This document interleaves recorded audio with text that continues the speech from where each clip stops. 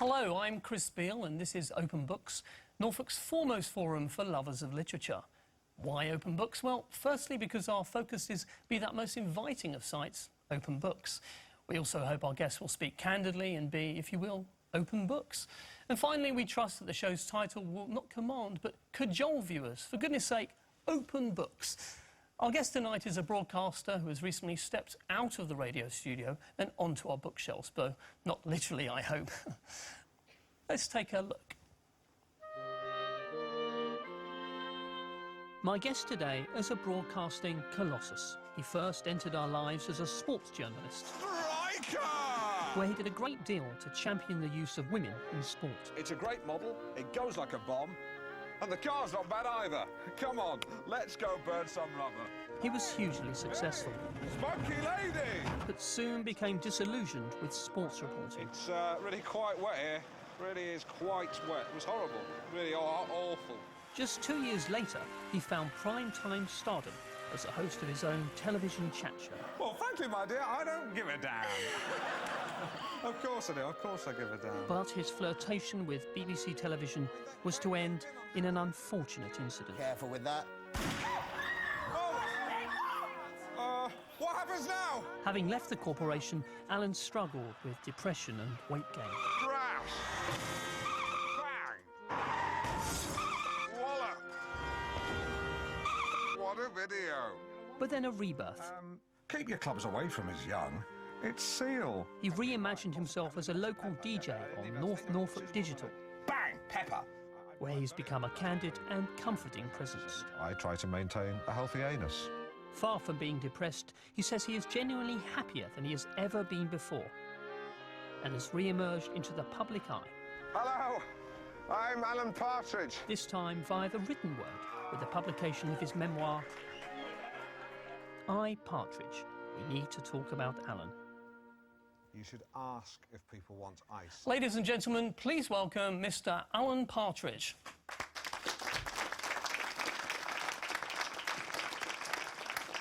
Good evening to you, Alan. And also to you.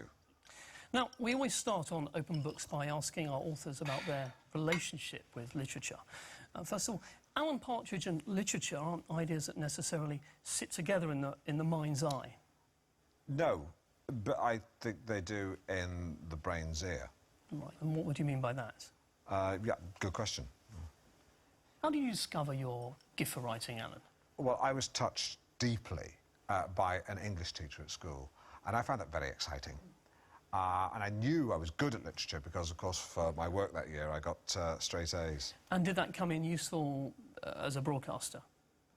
I did. I remember amending marketing material when I was at Saxon Radio in Bury St Edmunds, and I realised I had something special. The blurb about my show was littered with over-familiar references to Alan. I was changing the to Partridge, or Mr Partridge, when I realised I was also slightly improving the copy itself. For example, I changed the phrase latest chart music to freshest pop sounds. Right. And the best of our output to the cream of our discharge. And people really sat up and took notice after that. You know, and that's when I realised I had a gift. If you don't mind me saying, I rather like your choice of clothes this evening. It makes you look like a country gent. No, it doesn't. It makes me look like a writer. Great choice of colours, anyway. Thank you. I've primarily gone for oxblood and mustard. Sounds like soup of the month. Ugh, I'm sure I'd enjoy the taste of that. I prefer broccoli and Stilton. Let's move on now and talk about your book. It's titled I, Partridge. We need to talk about Alan. That's my book. And as ever, on Open Books, we've asked a local book club to run the rule over the week's book. This week's group are from Bickling near Aylsham. Welcome.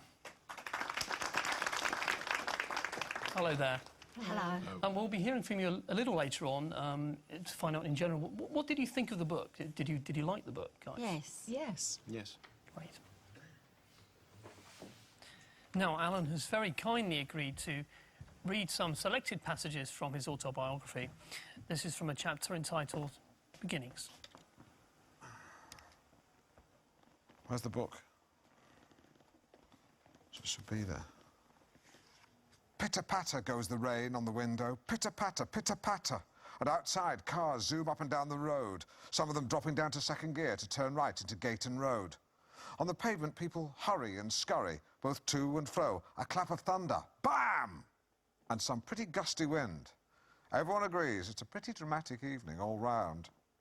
Pan right, it's a hospital room. A clammy pregnant woman lies spread-eagled on the bed and is about to produce pitter-patter of her own. She's not going to wet herself, although that is often a distressing side effect of childbirth. I'm referring to the pitter-patter of children's feet. Stand back, says the midwife. Her contraptions are massive. Looks like Anthony Eden's going to be named Prime Minister, mutters a nurse as she strolls past the door. Chelsea are back to win the First Division title, replies an orderly, almost certainly not educated enough to follow politics. In the corner of the room, Rock Around the Clock by Bill Haley blasts quietly from the radio. You see, this wasn't now, this was then. The present tense used in the previous passage is just a literary device, so that the next bit comes as a total surprise. The scene is actually unfurling in 1955. The hospital, the Queen Elizabeth Hospital in King's Lynn. The sweaty woman, Mrs. Dorothy Partridge, my mother, and the child's head slithering from her legs. It belongs to me. The child was I, Partridge. You've done it! Brilliant pushing, says the midwife. She holds the newborn baby aloft, like a captain lifting a fleshy World Cup. And then the child throws back its head and roars the roar of freedom. The noise is relatively nonsensical, but no less intelligent than most babies would produce. In fact, probably a bit more switched on than average. In many ways, the proud wail that burst forth from my lungs was my first broadcast, delivered to an audience of no more than 8. That still equated to an audience share, in the delivery room at least, of a cool 100%. Not bad, I probably thought. Not bad at all. So would you describe yourself as a book enthusiast? Yeah, I'm a bibliophile. My house is brimming with books. I've got books in the garage. I got into excess of 100 books in 2 cardboard boxes. One box was for a microwave, the other was, I don't know, can't remember, just, yeah. But definitely in excess of 100. Right, and what would... So I'm a bit nervous. That's OK, have some water. Sorry. Crisps. That was what the box I brought before Christmas. Christmas. I love wordplay. You sound really, quite the collector. Yeah, people do often, come to my house and they see all the books and they say, "Oh, who's the reader?" And I reply, "I am." I know the feeling, though, Alan. So many books, but just so little space. I know, and a lot of them we'll never read, Martin. Chris. I know. Richard Hammond's autobiography, for example, which I bought from a car boot sale as a favour to him, came out of the boot of a car, much like he did at high speed. Are you someone who finds it hard to throw books away? You hear of these idiots, that burn books, but the only book I've ever burned is the Kama Sutra. I had a browse, but I thought the women in it were just a bit too slutty. Right. Well, I can certainly tell you're an avid reader. Yeah, oh yeah. I mean, I'll read anywhere, Richard. I'll read on the sofa, in the bed, in the bath. In the shower? No, come on. I mean, the only thing I do in the shower is wash my body and my hair. And what about the little men's room, the toilet? Well, yeah, we all read on the loo. I mean, I tend to read short recipes from a cookery book, so I can plan what's going to be the cause of my next visit. As twere. And holidays, are you a big holiday reader? Oh yeah, I'll take numerous novels with me and non-fiction. Fill the boot with luggage, basically as many books as I can get on the back seat and the front passenger seat. Right. And then just head north. Still, it's fair to say you're... Dales, where there are friends.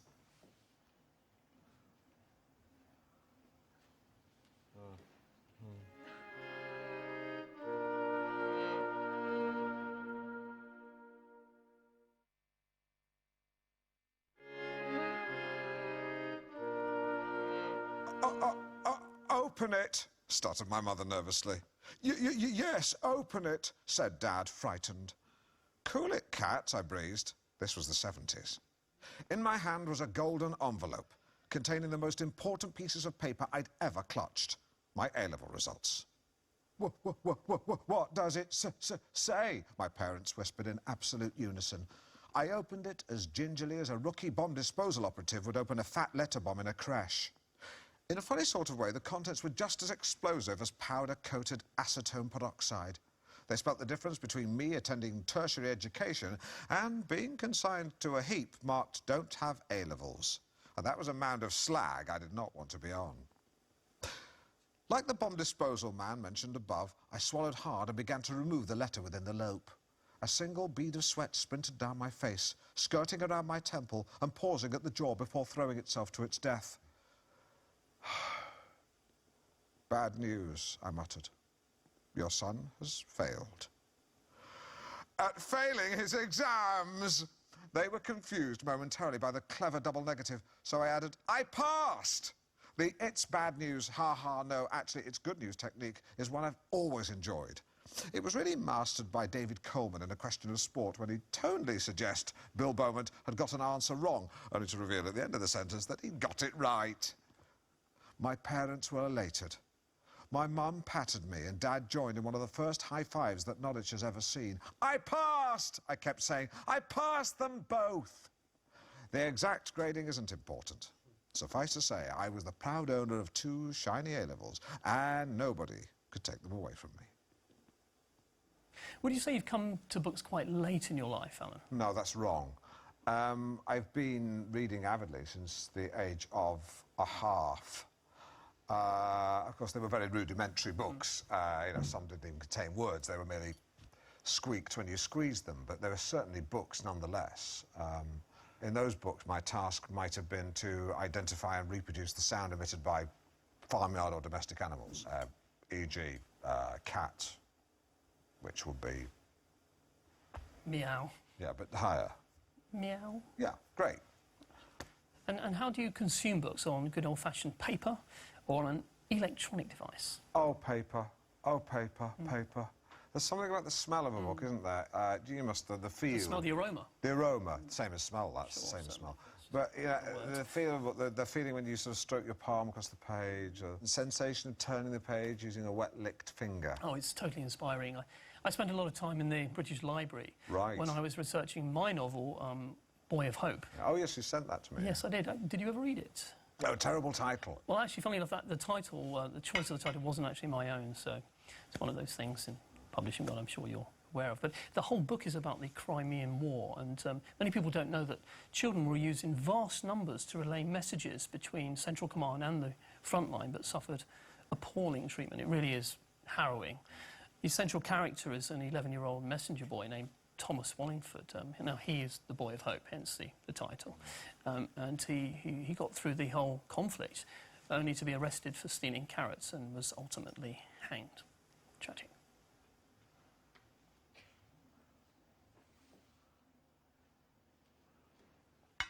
I think the best thing about old books is the smell. There's nothing quite like going up to the bookshelf and with your nose just beneath the spine of an old book and just breathing deeply. That familiar musty lungful, as it were. Yes, be careful. I once breathed something that blocked my windpipe for a second. I panicked, quickly gave myself the Heimlich maneuver and coughed up an old dead bee. But I love books, love old books. A lot of people say technology and books don't mix. That's true, with the exception, of course, of the bookmark with a mini torch on it.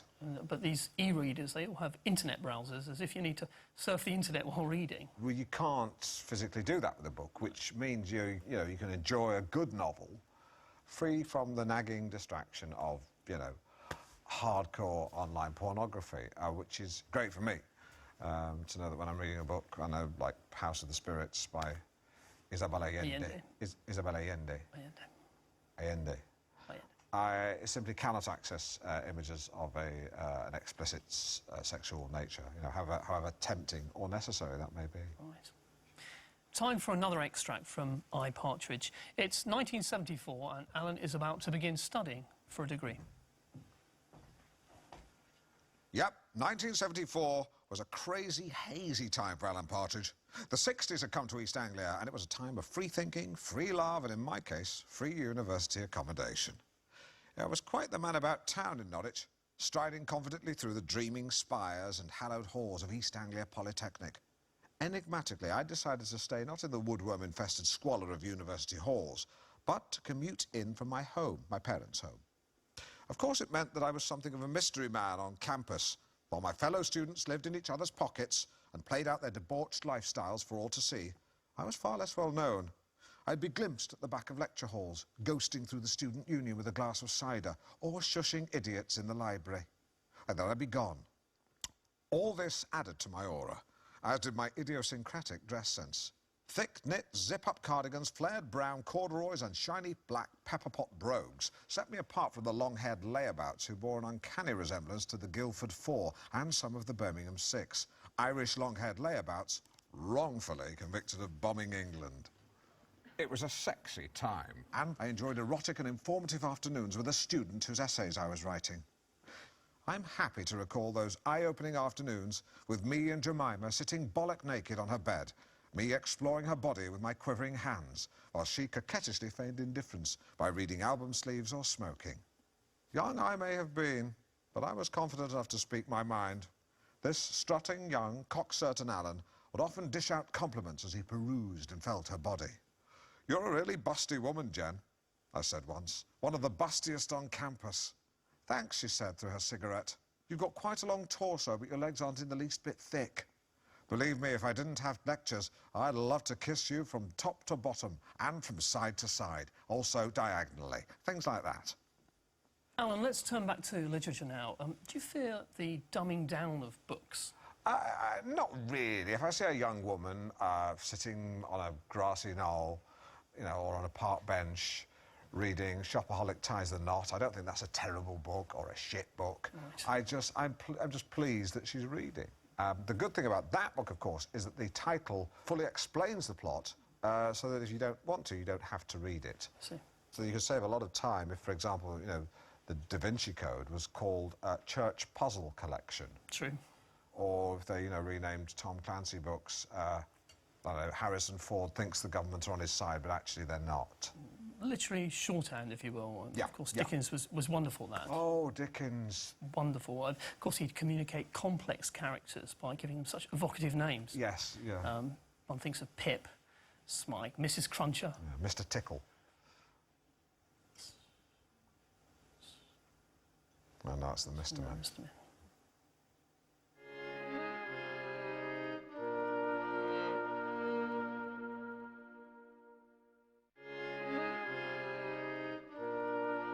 Now, Alan, this isn't your first book. You've previously published another book, Bouncing Back, which was pulped? Correct. Yeah, I mean, you'll know about that.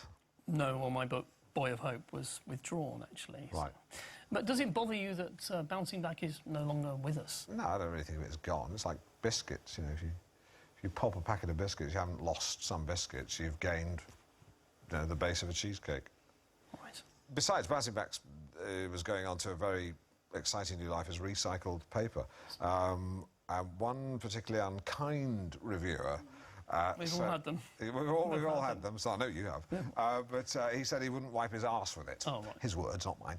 Well, if he buys his toilet roll at Tesco, he may well have done. So it doesn't bother you at all? No. Clearly. Right. OK, well, let's have a question from the audience. The gentleman in the yellow jumper. Primrose yellow. Primrose yellow, indeed. I want to know what you think of the book, and if you were a critic, how would you rate it? That is a very good question. Alan, are you going to answer that? Ooh, a tricky one. Yeah. Probably say Partridge left me astonished, elated and humbled. His is a faultless piece of work, one which hunts down and dismembers the real book before brilliantly reinventing the autobiography genre for the Skype generation. Candid and touching, wry yet powerful, Partridge is truly a book for our times, and around a tenner for 87,000 words. Partridge is no slouch in the value for money department either. 5 stars out of 5, something like that. Are you a twin? Yes. Right, with that man. Yeah. Why aren't you sitting with him?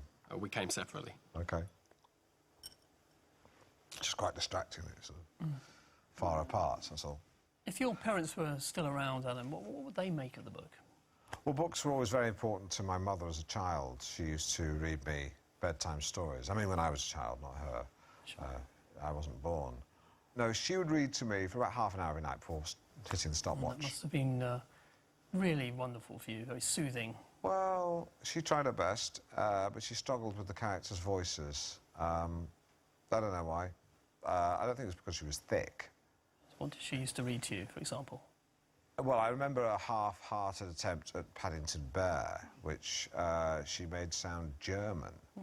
The same with Rupert the Bear. She basically Germanised any bear, which ruined it, you know, for me. But on the flip side, she did an outstanding noddy. And what about your dad, your father? Would he have enjoyed the book? Well, Pop and I had a very difficult relationship, although I must say it's much better now that he's dead. Right.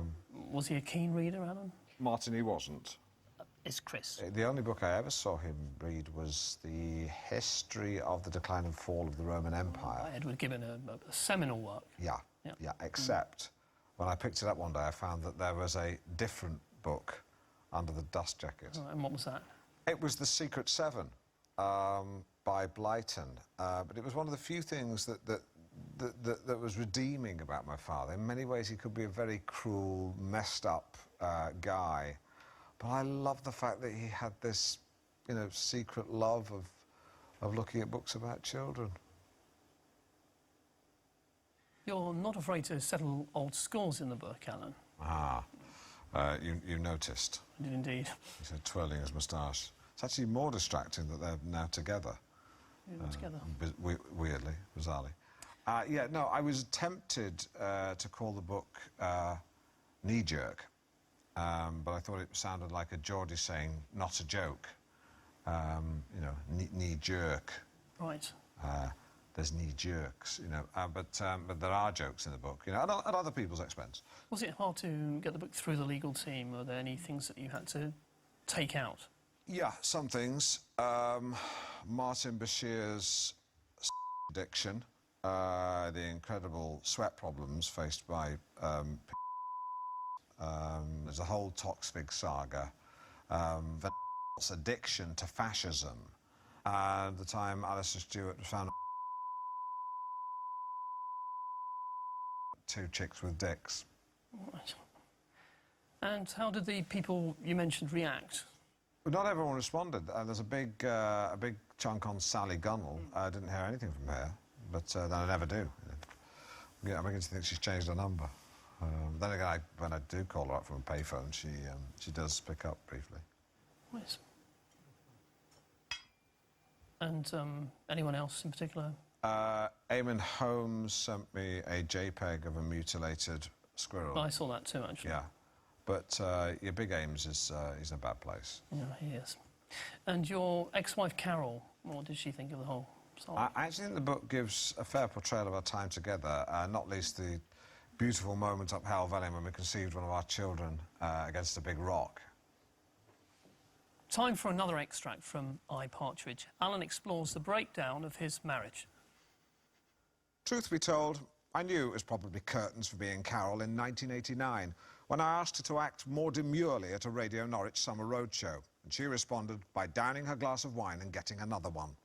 You don't piss about with a guy's career like that. I first got wind of Carol's infidelity when she came home from the gym wearing a pair of black Asics cycling shorts after having gone out wearing blue Adidas ones. Also, the Asics pair were for men. Suddenly, things that had seemed innocent, the snazzy new hairdo, the packet of condoms in her glove box, reported sightings of her in nightclubs with a man, started to collect in my craw. What was she up to? I began to keep a diary. 30th of August 1995. Carol smells of a new aftershave. Lom, I think. But I'm still using a giant bottle of Pagan Man. It was an ex-display model off a ferry. 26th of October 1995. Carol 40% less randy than this time last year. Menopause or sourcing sex from alternative supplier. 8th of December 1995. Struggling to find a spare moment to confront Carol. She's always at the ruddy gym. 21st of December 1995. Had a long chat with Bill Oddie, an experienced birder. He lent me his binoculars and gave me some advice on how to remain still for long periods of time and go completely undetected in undergrowth and shrubbery. 22nd of December 1995. Told Carol I was off to the office, then set up a vantage point opposite the house, binoculared her, entering the premises with a man, then shutting the bedroom curtains. This French-smelling sex provider was Carol's fitness instructor. Far from being French, he was actually from Luton. His only Frenchness was his cowardly duplicitousness and the kissing he did with my wife. I was waiting for Carol when she got back from the gym that evening. She breezed into the kitchen as I sat at the kitchen table with a bottle of wine. I hadn't drunk from it or opened it. Drinking during the day makes me nauseous, but I think the effect worked. Been enjoying yourself, I said, but with loads of emphasis so that it was quite clear that enjoying might have a double meaning. Mm-hmm, she said, like she didn't have a bloody clue. Have a nice time at the gym, I said, making inverted commas around the word gym with my fingers. Yes, she said. Her knowledge of mimed punctuation was pitiful. Have a good workout, I said, slotting my right forefinger in and out of a hole I'd made between the thumb and forefinger of my left hand. Yes, she said, not a flicker. Who doesn't understand the finger sex mime, for God's sake? I lost it, throwing my empty wine glass crashing to the floor, but it landed in the carpet of the hall in one piece. Careful, she said, suddenly irritated. You nearly broke that. What, like you broke my heart? Silence. I was particularly pleased with that line, because it's the sort of thing that I usually think of long, long afterwards and then admonish myself for not having come up with it at the time. I know, Carol. I know. But then she turned to face me and looked so sad that I started to cry on her behalf. She picked up the wine glass and handed it to me so I could have another go, and this time it clattered onto the liner where the stem snapped. Still not the smithereen effect I wanted, but better than before. Thanks, I said. The doorbell went. Bill Oddie was there. I opened the door to him and was just saying, "This isn't a good time, Bill," when he saw Carol. He could see I'd been crying and was clearly doing the mental maths. No one spoke for a while, and then Carol gathered up her things, brushed past us and headed back to the Micra. She turned on the ignition, and a blast of The Winner Takes It All came through the speakers before she could switch it off. I began to cry, and she looked at me through the windscreen and reversed very proficiently onto the road. We watched her go until she disappeared round the corner, at which point we stopped watching. I noticed Oddie was just standing there. "Not a good time, Bill." "Yeah, I know," he said. "I just wanted my binoculars back." OK, so time for another question. Hello, sir. Yes, you in the front row. I really enjoyed the book, Alan. It made me cry. Oh, sorry. My son came in and I was crying, and he said to me, "Dad, why are you crying?" I said, "It's the book I'm reading. It's making me cry." So he said, "Stop reading the book then." And I said, "Just because it's making me cry doesn't mean it's a bad thing. You know, you can still cry and be happy." Authors often tell us that their, thank you, state of mind shows a big role in how they write about the world. So how about you? Are you in a happy place, Alan, at the moment? I'm in a delighted place. I'm so happy that I sometimes wake up laughing because I'm doing so well.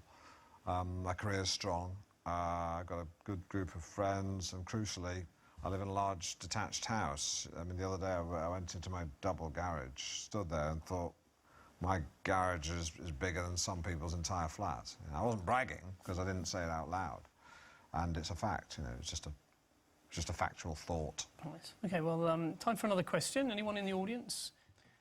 Had you? Anyone else? What about the chap with the hat on? Chap with the hat. Did you like the book? I've come with him. Right. Okay. Question from you. The guy who bullied you at school, he was horrible, wasn't he? Yeah. I mean, is that your question? No, it's yeah, that's what it is. Yeah, he was. Yeah, he wasn't too nice. Wasn't too keen on him. He was horrible. It's true. Okay, well, let's examine really horrible. Examine your writing process, Alan. I haven't done anything. There's an incredible level of detail in your book. Of course, most writers say that the research takes way longer than the writing. How do you feel about that? That's a very good question. How do you decide which bits to include and which bits to omit, to leave out? Well, I began by mapping the major events of my life on a large whiteboard that I bought second-hand from a special needs school. We got a very good deal, actually. They gave me a discount because I said I'd come back and give a talk to the kids on the history of fire. And where do you like to do your writing? Roald Dahl famously wrote in a converted shed at the bottom of his garden, of course. I did think about that. That's much better, by the way. You know, I did think about that, but there's so much stuff piled up in my shed. If I try to open my door, the Black & Decker workmate will fall on me, and it will kill me. Oh, I imagine that it must be hard to summon up the feelings you felt at the time when you're just, you know, there you are, Alan Partridge, just sat there in your study. No, no. If I want to summon up anger, I will eat an entire bag of Skittles. And after a brief sugar high, I'll usually fall asleep with my forehead on the computer's trackpad. Later on, my assistant will come and rouse me, see the rectangular mark on my head and say, "You've fallen asleep with your forehead on the trackpad again." Well, I'll say yes, and then she'll just open a window. Right.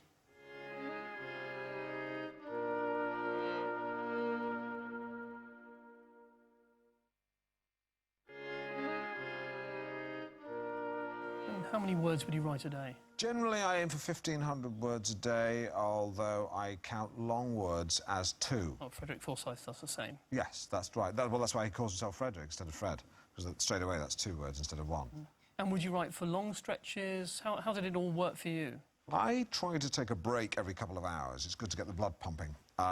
So I might do press-ups, shadow boxing, sometimes shadow judo, or if you like, shad-do. Well, that's the same as shadow. I love wordplay. Do you make sure you eat regularly? When I was writing Boy of Hope, I used to eat carrots. Right, like the boy who was hanged? Yes. Is that where you got the idea from? No, that was historical facts from the British Library, etc. You didn't make it up? No, not at all. But moving on to you, what's your regime eating-wise? I keep boiled eggs in a bowl in a drawer. Do you? Yeah, for snacking. But it's important to keep one eye on fibre content. Early on in the writing of the book, I got that badly wrong, and I spent 4 days without going. It's a long time. My cleaner said I turned yellow. In the end, I was so desperate, I just knocked back 2 pints of milk of magnesia. And did that work? Oh, yeah. Christ, yeah. Be careful what you wish for. I mean, I passed out. Just thank God I was in a forest by a river. I burnt my clothes, waited till it was dark, and then just ran home.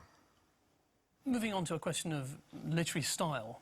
At moments in the book, you switched to the present tense. Yeah. And I just wondered why you decided to do that. Well, now this is a technique I borrowed from Andy McNabb, who was actually the first person ever to do it in a book. So instead of saying, at midnight they started shooting at me, he'd say, "It's midnight, they're shooting at me." It makes the reader sit up and go, "Oh my God, is this happening now?" Yeah. OK, well, let's join our book group now to see what they thought of this device. Over to you. Yeah, good, I thought. Thank you. I wasn't quite sure. I didn't think it was all that helpful, the device. Having read the book, Alan. You haven't read the book. It's a bit rich to start criticising it if you... I said having read the book. What? Having read the book. Oh, right. Carry on. I mean, the one thing that leaps out is your preoccupation with form, in the sense that there's this constant tinkering with the author's voice. It sort of lurches between styles of, you know, tone and sentimentality, and it's almost schizophrenic, if you like. Schizophrenic, right. I've been called, I mean, what, like someone who dresses up as the mum and stabs people in the bathroom? No, schizophrenic in the sense that I don't want to stab anyone to death. Yeah. Well, I'd quite like to stab you to death. Sorry, I take that back. Well, I think what he's asking, Alan, is have you put on an antic disposition? Is there a method to your madness? To be or not to be at the same play. Yeah, you two should get together. You sound like Rosencrantz and Goldenstein, a couple of Danish Jews. So I take that back. Well, you seem to pour a lot of yourself into the book. Would you say you're an emotional person? Sure. I can cry for all sorts of reasons. Sadness, onions, racism, not blinking, mainly sadness and onions. OK, let's have a question. Yes, you. Please, the lady over there. Who would you like to play you in a film? Can't pretend I haven't thought about this. Damian Lewis, the ginger actor, or Jactor. I love wordplay. Dye his hair, make him slightly less smug. That's me 10 years ago. Thank you. Next question, please. Yes, please. So how did you celebrate when the book came out? 10-pin bowling. Next question. Yes, sir. The title, I, Partridge, has been called needlessly grandiose. Thank you very much. The lady, second row from the back, yes. Are you planning on writing any more books? I am planning on penning a novel about the Titanic, which I'm hoping will be ready for the 110th anniversary of the disaster. It does feel like a story that's quite well worn. But mine asks, what if? What if the ship hadn't crashed? In my version, someone's gone back in time and insisted that the boat be built with a double hull. So even if the iceberg penetrates the outer hull, the boat will still be afloat. But a double hull also means the cost of the boat would go up. What would that mean? Higher ticket prices. Therefore, fewer passengers and, of course, fewer fatalities. But surely if it has a double hull, there'd be no fatalities anyway. They get to New York in record time, but the captain is arrested for breaking the speed limit. And in court, the captain says, I know I was breaking the speed limit, but what if I'd gone slower and hit, say, an iceberg? Right. And he tells the authorities that he had a nightmare in Southampton. Which is where the boat left from. I know.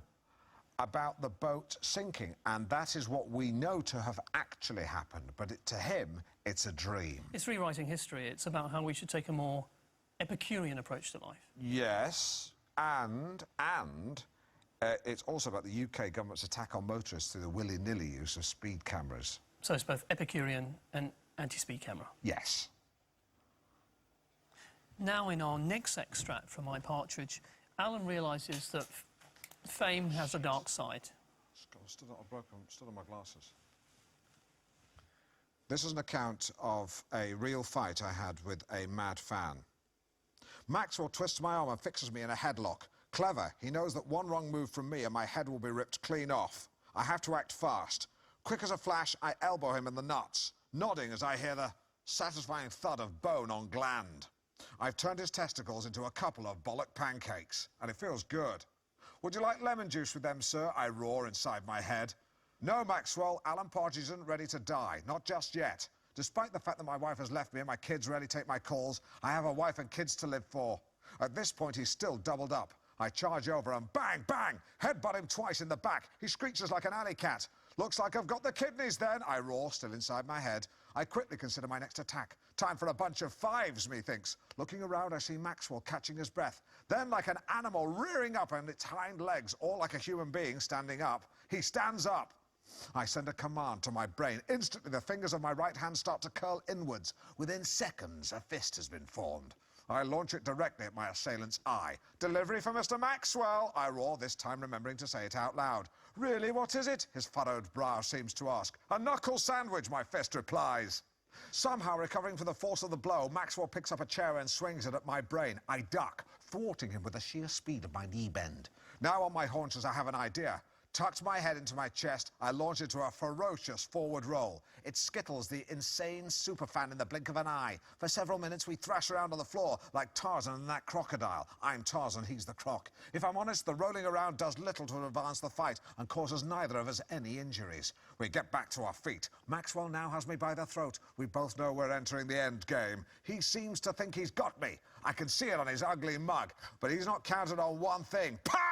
I floor him with a classic one-inch punch. Textbook stuff, a real gut-buster. With Maxwell fighting for air, I see my chance and make haste for the exit. Before I can catch my car, he's giving chase. In his hand, some sort of weapon. I don't get a chance to look properly, but my hunch is that it's either a gun or the brush from a dustpan and brush. By now, Maxwell is almost upon us. I swivel on my heels and begin to sprint, leaping over a 6-foot stile like it isn't there. I just managed to stagger to a public phone box. I call my assistant and tell her to A, collect my car, and B, deal with Maxwell personally. Hanging up, I slump against the side of the phone box and slide into a heap on the floor. The calling cards of 100 local whores raining down me, on top of me like big drops of prostitute rain. I begin to weep. I have cheated death. I am free. One of the people you acknowledge at the start of the book is Prince Charles. Why was that? Well, HRH is always someone I felt great affinity with. I fully support his views on architecture, whatever they may be, and I love his Duchy Originals vanilla ice cream. At first, I thought it was too sweet, but I was wrong. It's not too sweet. Of course it's not too sweet. Why would he do that? A lot of recent autobiographies contain explicit portrayals of sexual encounters. Yours less so. What I wanted to know, Anna, is are you averse to writing about sexuality and sensuality? I'm not preoccupied with sexuality and sensuality, nor do I shy away from sexuality and sensuality. So, do you explore sexuality and sensuality? So certain passages broach sexuality and sensuality, yes, with women, and that's all it is with. Well, you say that, but apart from the episode with Glenn Pond... Well, how's that to do with sexuality and sensuality? Well, you spent the night with him. That wasn't sexual. Was it sensual?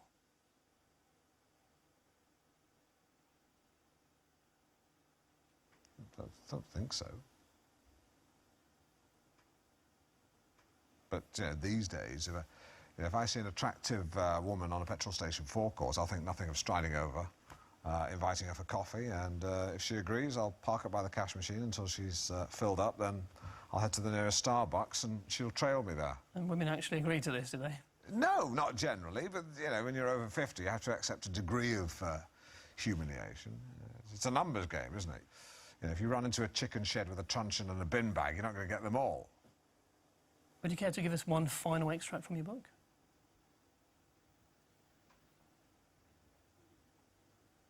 Alan Partridge, thank you very much indeed.